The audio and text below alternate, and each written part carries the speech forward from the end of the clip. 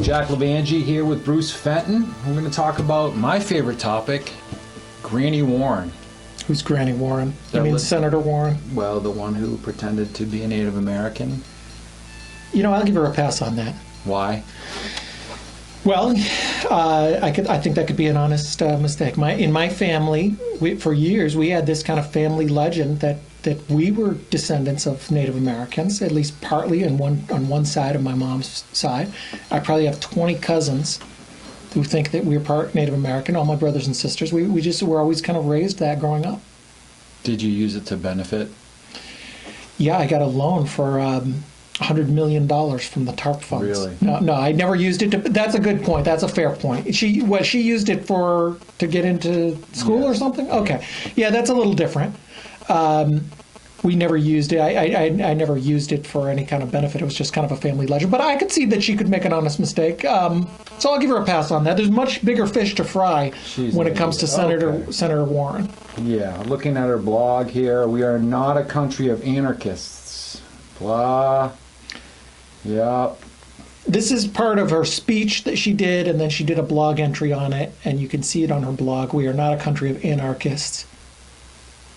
That is a stunning piece of manipulative nonsense, and I'm amazed that so many smart people in Massachusetts who like her fall for this. It's low-brow, low-end stuff. It's like the Facebook page being liberal. It's just nonsense. Or on the other side, it's like, extreme, right-wing nut jobs who say, they call the president Obama, like that's going to change somebody's opinion. I mean, that's about the intellectual level of this ridiculous piece of nonsense. For one thing, nobody's saying they want to be anarchists who are in her opposition. There's no Senator Cruz and Senator Rand Paul are not calling for anarchy.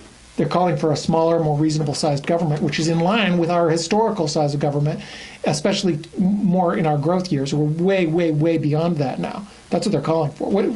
Give me some goods from this wonderful, and this is held out as the flagship, great piece. The guy on Upworthy said this is so brilliant. It's really not brilliant. Well, government is real, and it has three basic functions. Okay, yeah, I agree on that. Government is real, unfortunately. It is real. One, provide for the national defense. Okay, yeah, I agree on that. Okay. Put rules in place. Rules, like traffic lights and bank regulations that are fair and transparent. Rules in place. Rules in place. The comma's in the... I'll give her a pass on the grammatical error, too. Granny, the comma's in the wrong place. It should be rules in place, comma, then rules like traffic, not rules in place. I'll give her a pass on rules, that. Comma. The rules... No, this should be like, seriously, if you're a senator and you want to put this content out there, you should at least be grammatically correct. We got people dying over this nonsense, and you're worried about a comma? It's been up here for a while, and they haven't found this. It just shows that her credibility with me is zero. So whatever. I mean, I'm not great at grammatical errors either. All right. I'm not a great speller. All right. Anyway, traffic lights and bank regulations. So what are the rules? Number one, why can't she specify it? Number two, all back to the roads again. These people traffic think that there's going to be no traffic lights without mother government making us have traffic lights. It's just preposterous, logical fallacy. It is ridiculous. What else? What's the other purpose of government? Build the things together that none of us can build alone. Roads. I remember this line. Schools, power grids, the things that give everyone a chance to succeed. Manipulative nonsense, giving this mental picture that you're either alone or with government. Well, how do you build Microsoft? How do you build Apple? How do you build Sony? How does every great enterprise get built? How do you build Harvard University, for that matter? Yeah, of course there's... pay $300,000 to teach one class. Of course there's things you can't build alone. Of course there's things you can't build alone. It doesn't mean you need government to do it.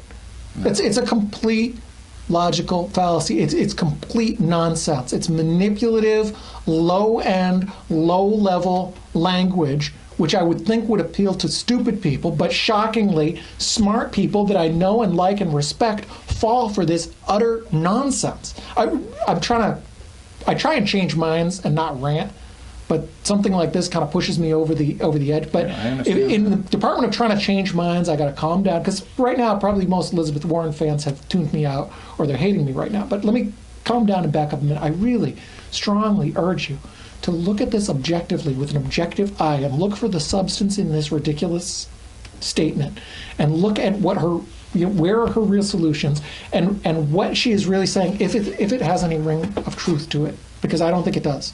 No.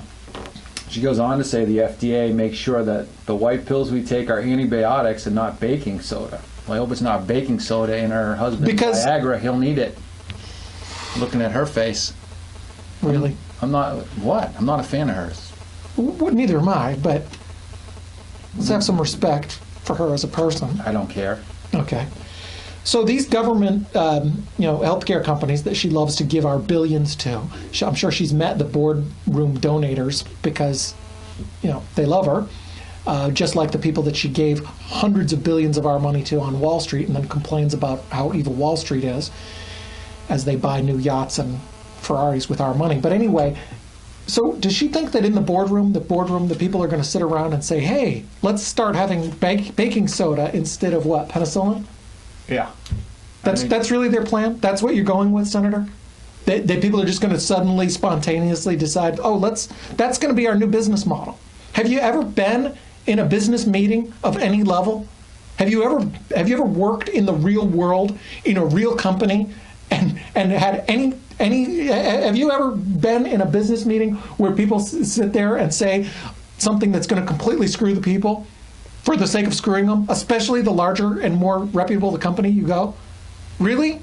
It's ridiculous. In her fantasy world. That's what she thinks. Without government, they're going to put baking soda and pretend it's penicillin. Yeah. So that's what you're going with. There's some executive sitting there at a huge pharmaceutical company who says, if only we didn't have that FDA and Elizabeth Warren looking out for the people, we could crush them and kill them by giving them fake drugs.